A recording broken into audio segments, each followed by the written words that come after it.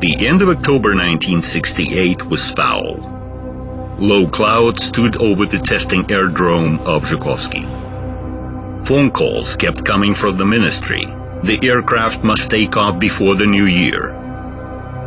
It was no accident. It was not just another new aircraft. It was supposed to be the debut of the supersonic airliner TU-144.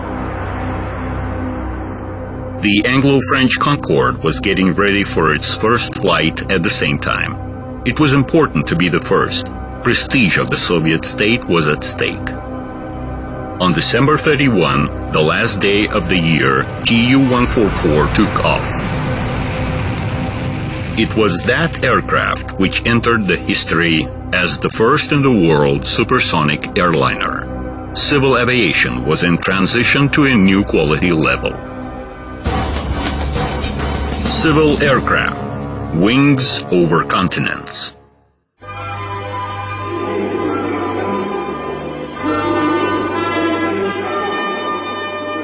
With Nikita Khrushchev coming to power in mid-50s, the huge country started to change quickly. People began to move, creating demand for a lot of airplanes. Their mass use brought prices for air tickets down, making flights more accessible. It soon became clear that the drastic passenger growth cannot be satisfied by aircraft with piston engines. Aircraft with greater capacity and higher speed were in demand. Such tasks could be resolved by bringing jet aircraft into the civil aviation. Military aircraft were long ago flying on jet engines. That's why the new passenger aircraft was designed in Andrei Tupolev Design Bureau on the basis of a jet bomber. TU-144 became the symbol of the Soviet Union's progress. First Sputnik and the flight of Gagarin would be later on, but then in 1956, shown to the West, TU-144 produced a real sensation. Nobody expected such technical breakthrough from the Russians. The aircraft cruise speed was 800 kilometers per hour, flight altitude was 10,000 meters, 50 passengers on board. Practically all parameters of TU-144 several times exceeded its piston engine predecessors. Passenger jet aircraft Moscow, Omsk, Irkutsk flights were open.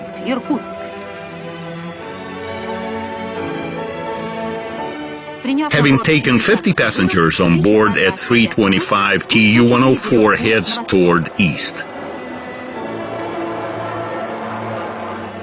Aircraft is piloted by Yevgeny Barabash. The aircraft is flying toward the sun. After 2 hours of flight, it is morning already and stewardess serves breakfast. Svetlana feels no worse than on the ground, and not only her. The comfort level was unprecedented. The bumpy air on a jet aircraft were not that tiresome as on light piston engine planes.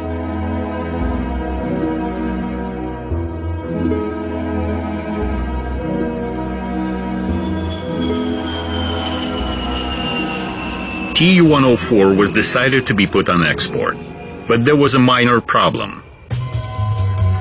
It was deemed in the West that for the purposes of safety, a passenger aircraft had to have at least 4 engines. The Soviet airliner had only 2. Then Tupolev issued a 4-engine version. The aircraft was called TU-110. However, it was never exported. Neither it had any use in airfloat, since it had no advantages over TU-104.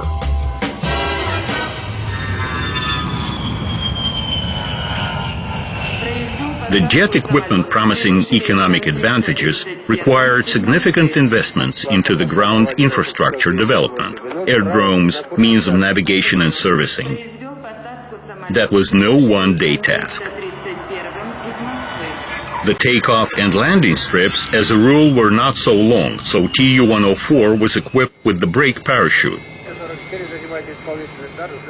But even then, TU-104 could not land anywhere, only where there was a concrete landing strip. The top quality skill for pilots was a landing without the brake parachute. Airports in large cities required reconstruction, not to mention minor towns with mostly sand aerodromes. But new aircraft were needed there as well. The aircraft for middle and short-range flights was created in Oleg Antonov's design bureau. In March 1957, AN-10, as the new airliner was called, made its first flight. The Ukraine sign on the sideboard spoke for itself, as the Antonov Design Bureau was located in Kiev.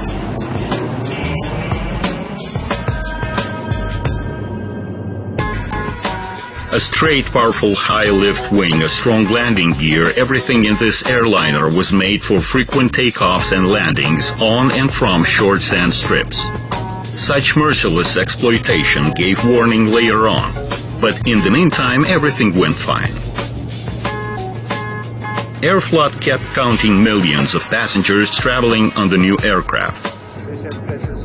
This was thanks to its large capacity, 132 passengers. AN-10 power plant deserves special attention. It was a novelty for its time. Turboprop engines are close relatives to turbojet engines. In a turbojet, thrust is created by the gases thrown from the nozzle. In a turboprop, the main power is transferred from the turbine to propeller, which creates the thrust. Antonov's choice of a turboprop engine for its airliner was no accident. Already at the design stage, such engine was thought to be more applicable for a passenger aircraft due to its cost efficiency. Advantages were known long before, while the deficiencies were discovered after the first test. Due to its complexity, the engine turned out to be less reliable. Later designers managed to cope with it, but in the meantime, new engines brought one problem after another. Exactly the same kind of problems Sergei Ilyushin experienced when he created his turboprop Il-18. This aircraft was needed for long-range flights. What was important, Ilyushin's aircraft differed by one idea which was principal for the Soviet aircraft industry. The designer was aimed at making a pure passenger aircraft with no unification with any military designation. This reduced the airframe weight and was most positive for the aircraft's operating cost efficiency. There were almost no such precedents before. TU-144 is known to be born from a bomber. AN-10 was made in a pair with the military transport AN-12. Ilyushin's persistence with which he promoted his idea was awarded. He made an aircraft. Il-18 carried more passengers than TU-144 and could carry them at a longer distance. It was slower than the Tupolev's airliner, but thanks to the straight wing, it could land on shorter strips. The Il-18 airliner took off from the Sverdlovsk aerodrome and headed toward Moscow. The aircraft is piloted by Lyubov Ulanova, the first in the country woman commander of a turboprop airliner. The beautiful aircraft quickly became popular in both domestic and international flights. Il-18 was actively traded abroad. It was then that the first experience in processing technical documentation under international standards was obtained. The Il-18 basic construction was used for a large number of modifications applied in various spheres.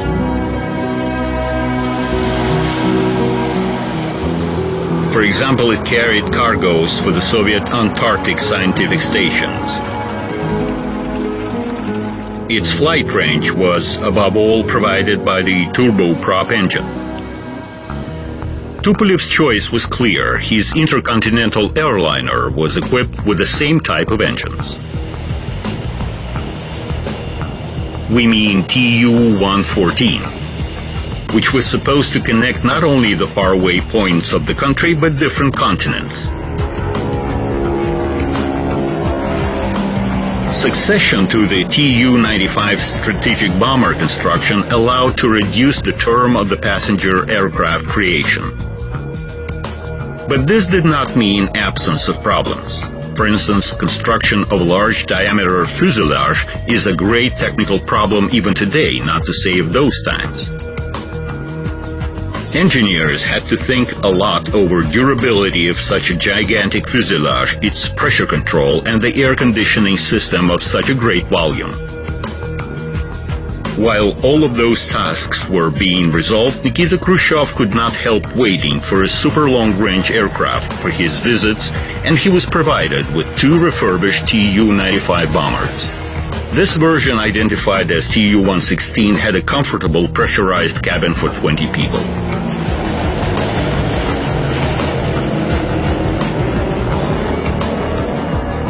Very soon Tu-114 was ready. Its first flight was performed in autumn 1957. The crew of that flight was headed by Alexei Yakimov.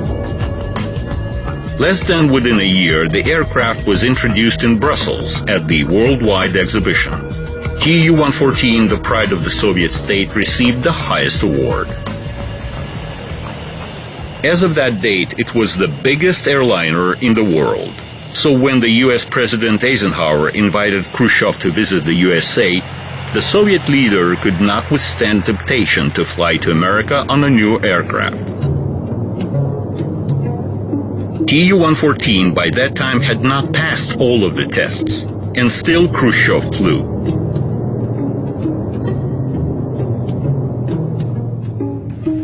On September 15, 1959, Tu-114 brought the Soviet state delegation to Washington, D.C. The aircraft could hardly turn around on the local taxiways. Americans failed to have the high enough ladder to fit the giant. No doubt the effect was reached. Everyone in the USA and in the entire world was fascinated by the USSR's success in the creation of passenger aircraft. The powerful potential of the aircraft was proved by the roar of its mighty turboprop engines. They provided for the high flight characteristics of the intercontinental airliner. Absolutely unique for the Soviet aviation was the fact that the cabin of the Tu-114 early versions had three classes of comfort. Tu-114 could take up to 170 passengers and carry them at 750 kilometers per hour with a range of 8,000 kilometers. The high-speed Tu-114 turboprop airliner started its first direct flight to Khabarovsk. No one can get from Moscow to the Far East in a direct flight. 6 hours later, the aircraft passes the Baikal Lake. Pilot Soldatov and his crew perfectly performed the flight.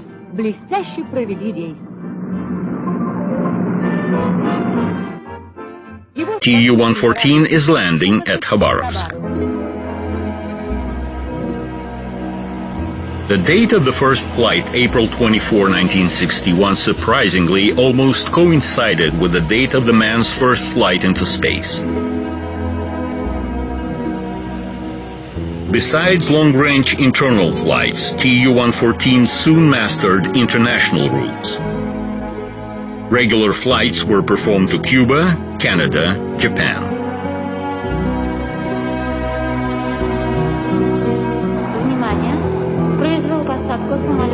Entering air routes, new generation aircraft were immediately becoming a special pride. Beautiful profiles of the Soviet airliners appeared in almost every newly issued feature film.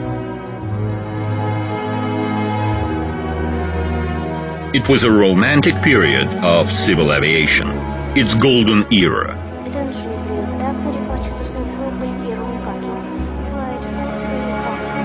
Unprecedented comfort on board. Speed. 2 hours and you are at the Black Sea. Aircraft were made in an atmosphere of creativity and enthusiasm. Dozens of world records were set.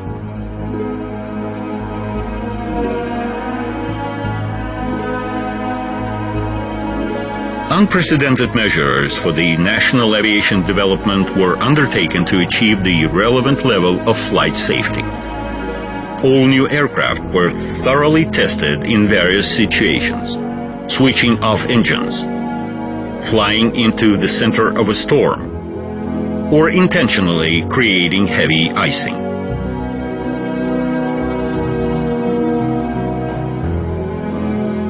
The destiny of the first jet aircraft generation was different.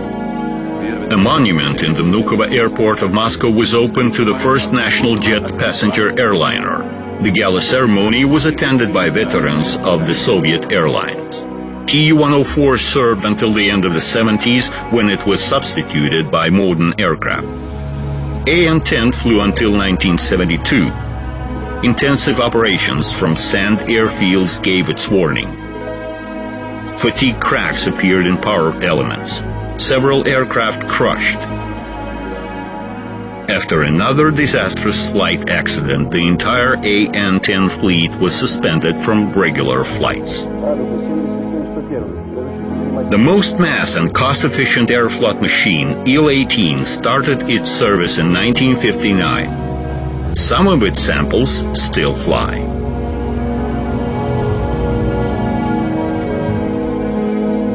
TU-114, with its highest reliability, was the flagship of airfloat for many years.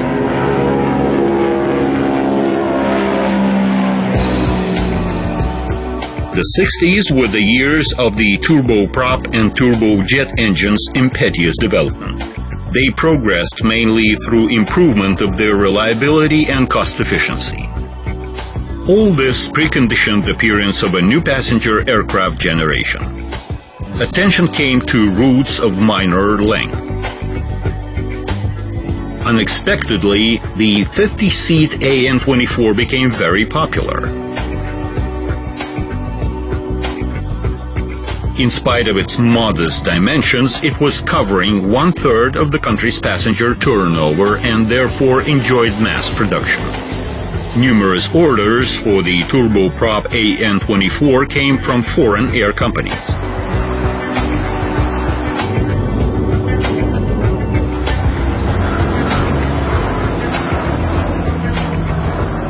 The Tupolev Design Bureau made its own regional airliner. Unlike the Antonovs, this one was a turbojet aircraft identified as TU-124. The Tupolevs did not think too much and took the TU-104 layout as the basis, reducing its airframe by a quarter.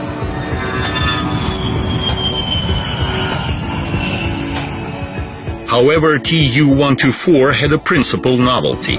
It was equipped with turbofan engines. They consumed significantly less fuel, which reduced transportation costs.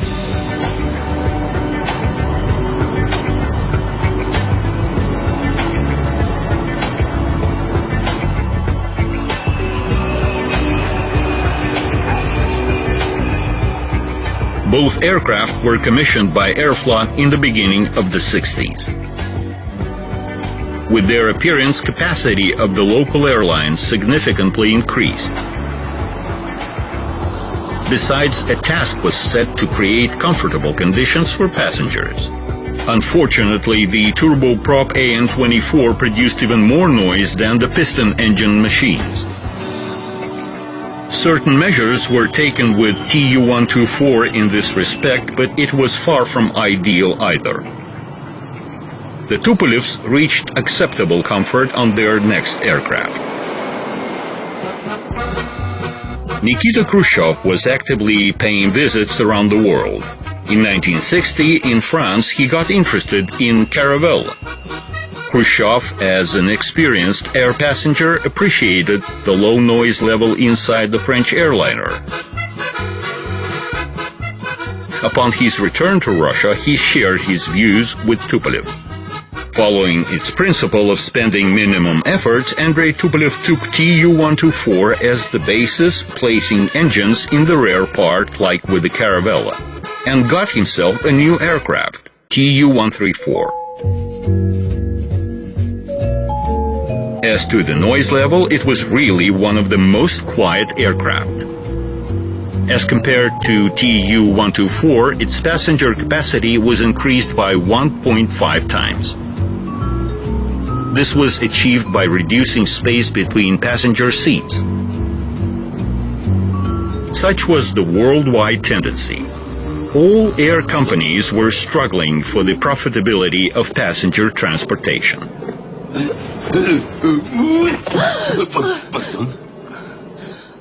Good morning.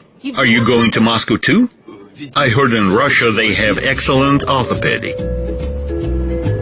Passengers were sitting like fish in a can, not only in TU-144. Practically all types of aircraft in service at that time underwent the relevant cabin readjustment. Thus, having slightly increased the TU-104 fuselage, the number of seats was doubled from 50 to 100. New aircraft were coming with dense throws from the beginning. Demand for air transportation services being way above the offer allowed to pay no attention to passengers' complaints. TU-134 was being produced for almost 20 years, and all that time the Tupolev Design Bureau continued to improve the aircraft. Versions with expanded passenger capacity, improved and upgraded onboard equipment, and new engines were coming into service. This airliner was the first Soviet aircraft certified abroad. A lot of these aircraft still fly today. In 2007, TU-134 marked its 40th anniversary since it started regular passenger flights. Not every aircraft can be proud of such a long life. Внимание! Произвел посадку самолета аэрофлота, прибывший 910-м рейсом из Лондона. TU-114 also performed long-range transportation, but it was clear that sooner or later they will get outdated. Thinking of a substitution, Aeroflot developed requirements for a new aircraft: more passengers, higher speed, and longer range. Since the Tupolev Design Bureau was overloaded with orders, creation of the new aircraft was assigned to Ilyushin. The aircraft was identified as Il-62.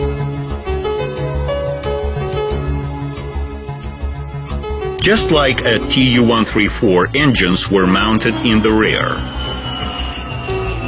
Low noise in long flights was very important for passengers.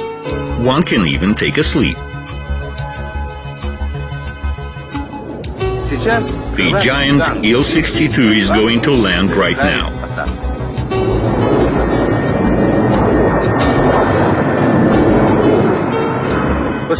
Look how short is the run of this huge aircraft after landing. Such a short run was provided for by the engine thrust reverser. It opens the thrust in the opposite direction, making the aircraft to slow down. Look, here is a demonstration how the reverse unit works. A 150-ton Il-62 is moving backwards.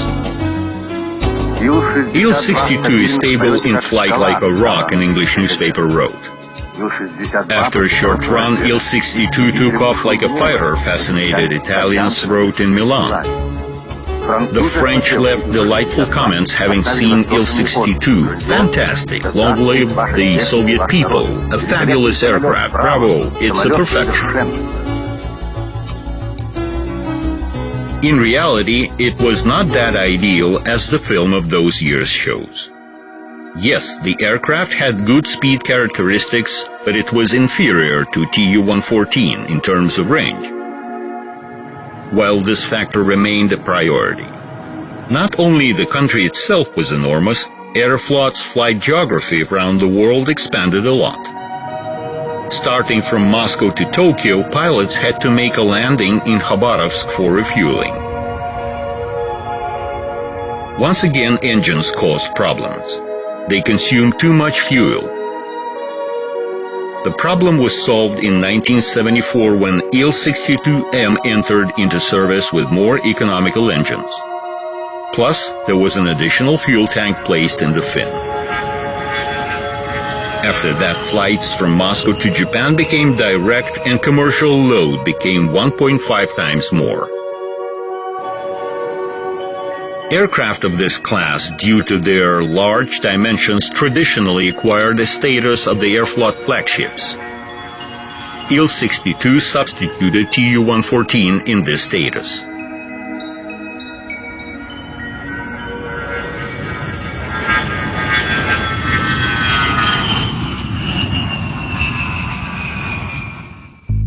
Jet aviation came to regional air routes in the second half of the 60s. Yak-40 became the first in the world jet passenger aircraft for such routes. This aircraft was very beautiful, like most of Alexander Yakovlev's machines, and its capabilities were outstanding. The extent of durability created by the aircraft designers enables it to take off and land on sand fields.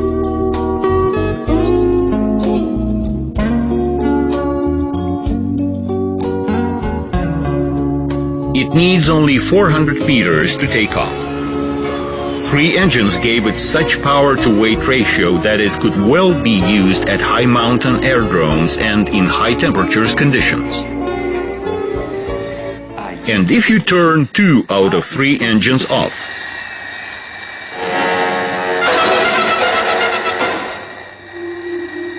the aircraft can fly without losing altitude on just 1 engine.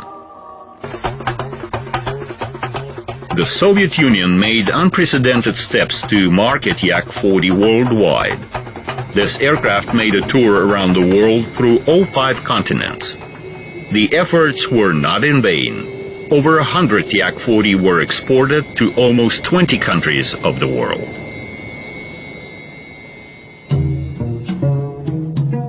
In July 1964, the Chief Directorate of Civil Aviation was reorganized into the Ministry of Civil Aviation.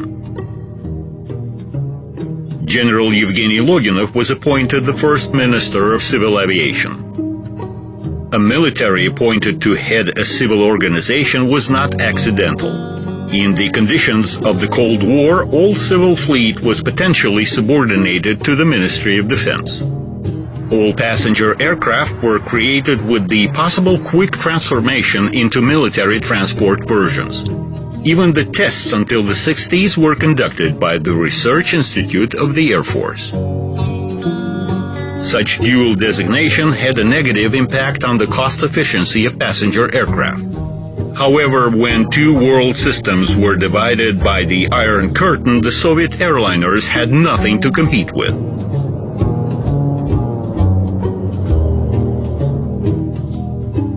In 1967, Civil Aviation Institute developed classification of the aircraft fleet. The already existing system was actually fixed. All aircraft were divided into 2 major classes, airliners and regional aircraft. In turn, airliners were divided into long, middle, and close range, while regional aircraft were divided into heavy, medium, and light. In the preceding years, the airliners' fleet was significantly renewed, while substitution of AN-2, the most mass regional aircraft, was required. The first attempt was made by Oleg Antonov in the end of the 50s, when he designed AN-14. This little aircraft, called the B, needed just 100 meters for takeoff and landing. 10 years after, the AN-2 substitution task was back again. This time there was a real competition between the Beriyev's BE-30 and the Czech L-410 aircraft. The Beriyev Design Bureau, specializing in military hydro aircraft, picked up a civil topic for the first time. The 14-seat BE-30 became rather simple in servicing and piloting. Its commissioning was expected after the tests. However, big politics stepped in. In 1968, in order to support aviation industry of the socialist Czechoslovakia, the Soviet Union made an order for L-410.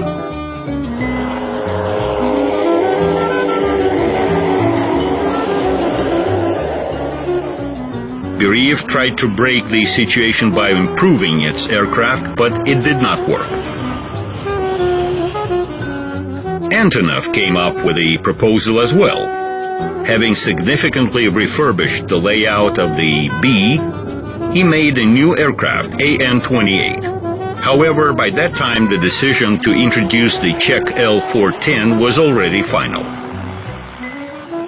Nevertheless, it failed to oust the undemanding AN-2 from regional airlines.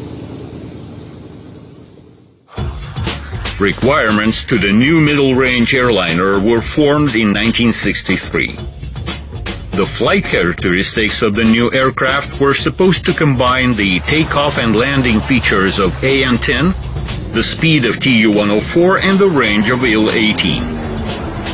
The new aircraft was finally supposed to oust those three machines. The project was started in the Tupolev Design Bureau. The aircraft was identified as TU-154. According to designers' tradition, the number ended in a lucky 4. For the first time, this design bureau developed a civil aircraft not on the basis of a military machine, but from scratch. From the cost efficiency point of view, an aircraft of this class had to have 2 engines. From the point of view of safety, it had to have 4. The Tupolevs chose the compromising 3 engines variant. The layout was unique. Such was the American Boeing 727 and the British Trident. TU-154 radically differed from other Soviet passenger airliners. None of them had such a powerful high lift. Slats, triple-slotted flaps, spoilers. The wing represented the most sophisticated construction. Эксперимент начался. The test has started. The wing of this modern aircraft is equipped with numerous elements. How such high-lift wing will interact with the airstream? A wind tunnel test will help determining the most efficient form and elements of the wing. The airliner's regular service started in February 1972 and was dedicated to the Airflot's anniversary.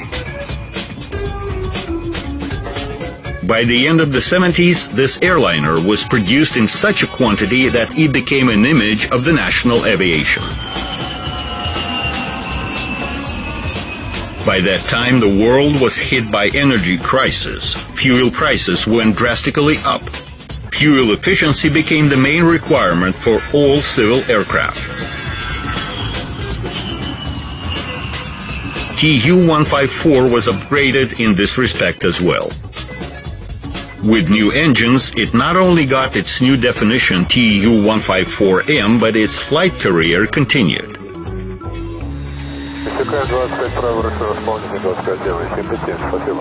Having lived through all the historic thresholds together with its country, in the beginning of the new century, TU-154 remains the most widely used national aircraft.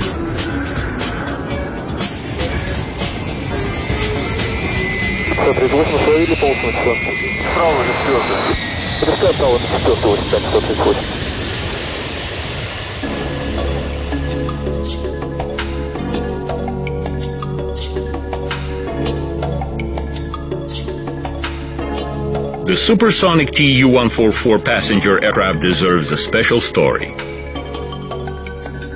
The Soviet leadership insisted on producing such an aircraft. Nobody counted the costs. It was not just an aircraft, but another symbol of progressing socialism.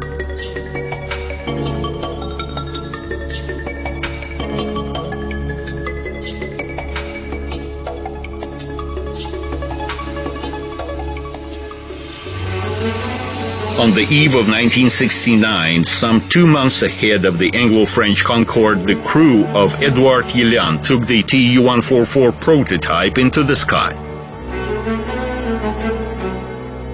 Tests started. Half a year later, the aircraft exceeded the speed of the sound. A year after, the double sonic speed was reached, and on July 15, 1970, the aircraft arrived at its maximum speed of 2,443 kilometers per hour. Upon results of the tests, the layout of the second copy of the aircraft underwent so many changes that it became a completely new aircraft. The outlook changed radically. The wing, the landing gear, the engine's arrangement, everything was different. Folding wings appeared in the front part of the fuselage, facilitating the aircraft balance at takeoff and landing. Such TU-144 was attended to flights in July 1971. Tests started from the beginning.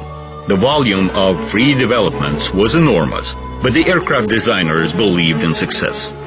TU-144 flies day and night. It is easy and comfortable in control. This has been checked and proved.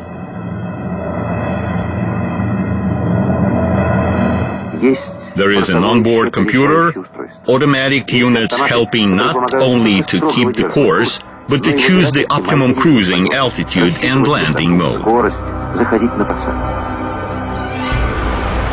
However, the catastrophe occurred in summer of 1973 at Le Bourget kicked the program off the schedule.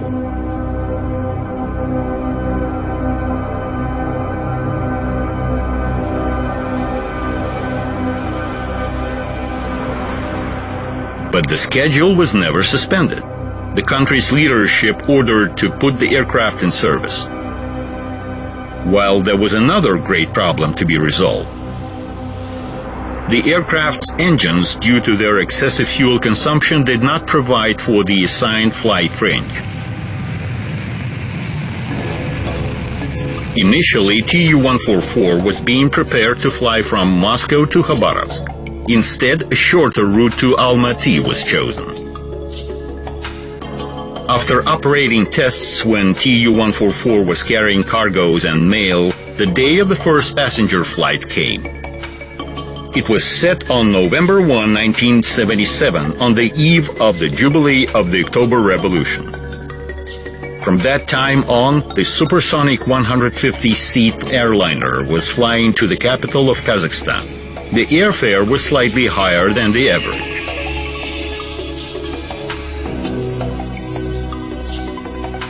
Tests continued with respect to the third variant of the aircraft with new, more efficient engines. One of such flights ended up in a heavy accident. It was the end of the supersonic passenger airliner's career. Tests still continued for several years when in 1983 the program was finally closed. The most probable reason was the political and economic crisis of the socialist system, while the flight accident served as a formal cause.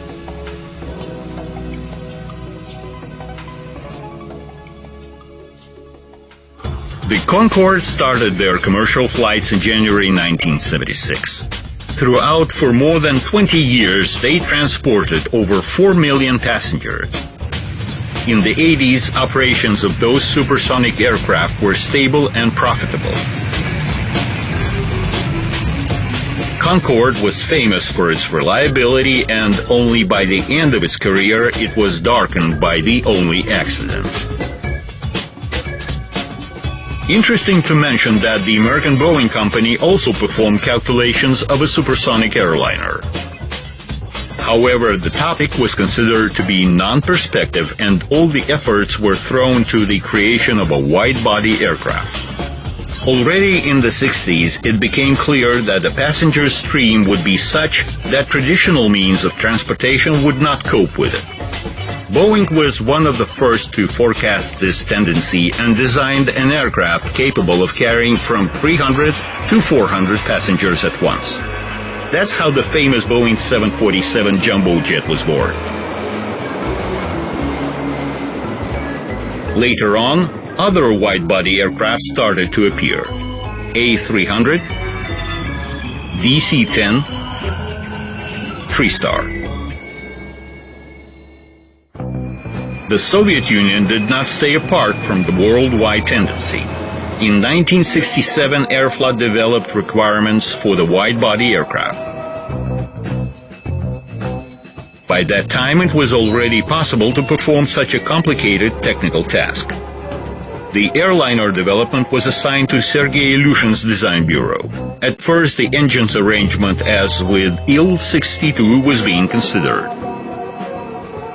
Soon in drawings and then in metal, there appeared the mid-range Il-86, just as we know it today, with the pylon-mounted engines. One of the main advantages of this aircraft, created by the design group headed by Novozhilov, is that the multi-seat fast airliner will not depend on the weather.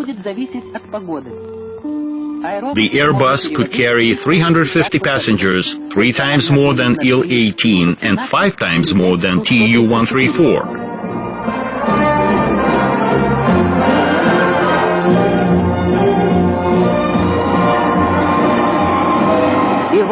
Here it is in the air. Its flight tests have been started. Upon the end of the tests in December 1980, Il-86 was commissioned to regular passenger flights.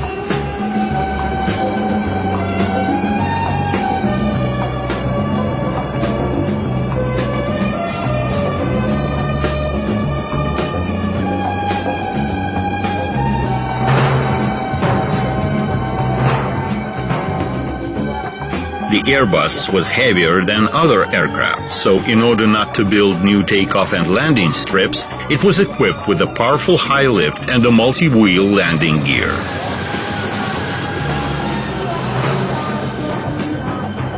The fuselage had 2 levels, the lower for luggage and the upper for passengers.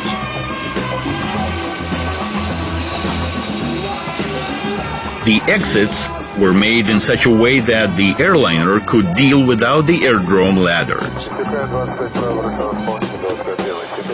350 passengers were located in several parts of the huge fuselage.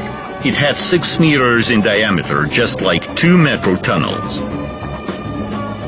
After the tightness of other aircraft, the Il-86 cabin seemed like a cinema hall. Объявляется посадка в самолет аэрофлота, вылетающий 431 рейсом Симферополь, Каир, Хартум. Пассажиров просят пройти на посадку в самолет, выход номер 10.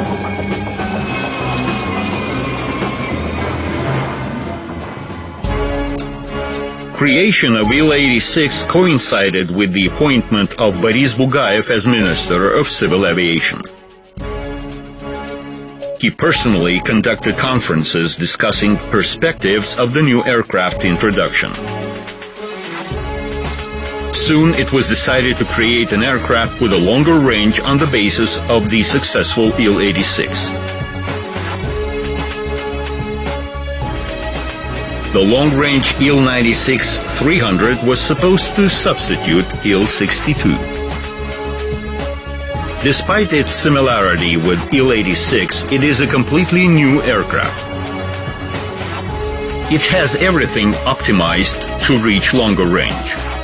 The supercritical wing with winglets, highly efficient engines with a fuel reserve making almost half of the gross weight. Fuel consumption is controlled by an automatic system. New alloys and composite materials are widely used in its construction.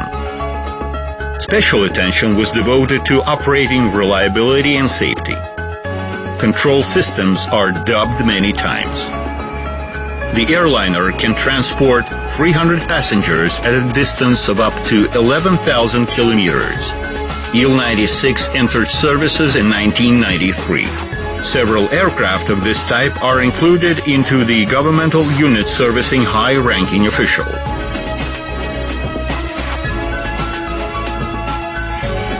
Il-96-400T is the last modification. It is an air truck with a payload of 92 tons.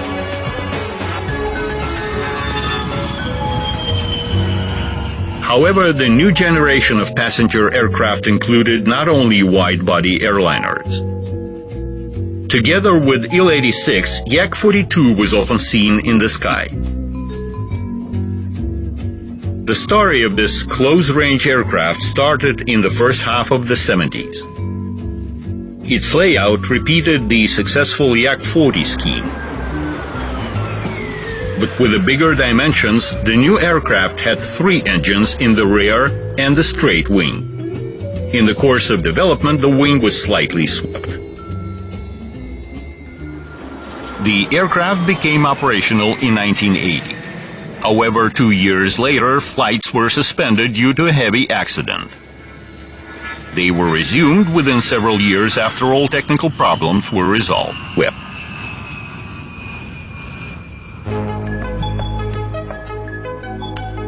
in the second half of the 80s, the Soviet Union was hit by the crisis which led to the country's collapse. This affected the destiny of the aircraft developed at that time. The Soviet Times' traditional and sole customer, the state, had no time to think of new aircraft. Neither they were needed by the numerous newly established air companies which intended to squeeze the last efforts from the old aircraft. Design bureaus had to find funds for their developments themselves. One of the last airliners of the Soviet times was the middle-range TU-204. It made its first flight on January 2, 1989.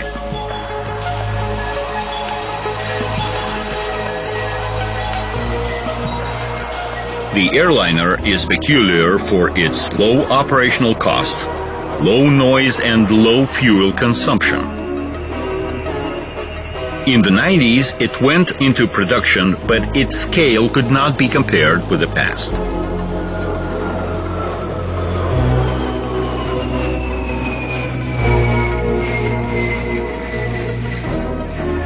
In March 1990, Il-114 performed its first flight. It is designed to transport 60 passengers at local lines. Like with TU-204, not many of these aircraft have been built.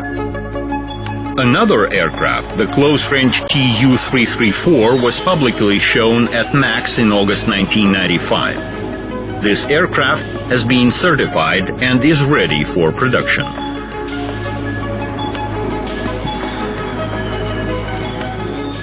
The Antonov's Design Bureau, which found itself in the independent Ukraine, offered aircraft of its own. They are intended to be built in cooperation with Russia. The regional AN-140 can operate from unequipped aerodromes, while the close-range AN-148 supersedes all predecessors in its class from the point of view of efficiency. With the integration of Russia with the world society, the buyers have obtained the direct ability to compare aircraft of different producers. Such comparison was not in favor of the national aircraft. That's why Russian air companies, one after another, keep buying or leasing Western airliners. Today, almost the entire passenger aircraft market is divided by 2 giants, Boeing and Airbus. All the rest are simply watching their achievements. Here you see how Boeing 787 Dreamliner is shown to public. And here is the first passenger flight of Airbus 380, the Flying Elephant. Russia is out of the game, having lost its positions. No one thinks of any competition between the leading design bureaus inside the country. Following the European producer's example, an integrated structure has been established, the United Air Building Corporation. Flight tests of the Superjet aircraft started in 2008. It was developed in the Sukhoi Civil Aircraft Company. This regional airliner is designated for minor and middle-range routes and is made in compliance with the most advanced world technology. The hope is that this aircraft would find its demand in this country and abroad. The world-renowned trademark of Sukhoi provides such a chance.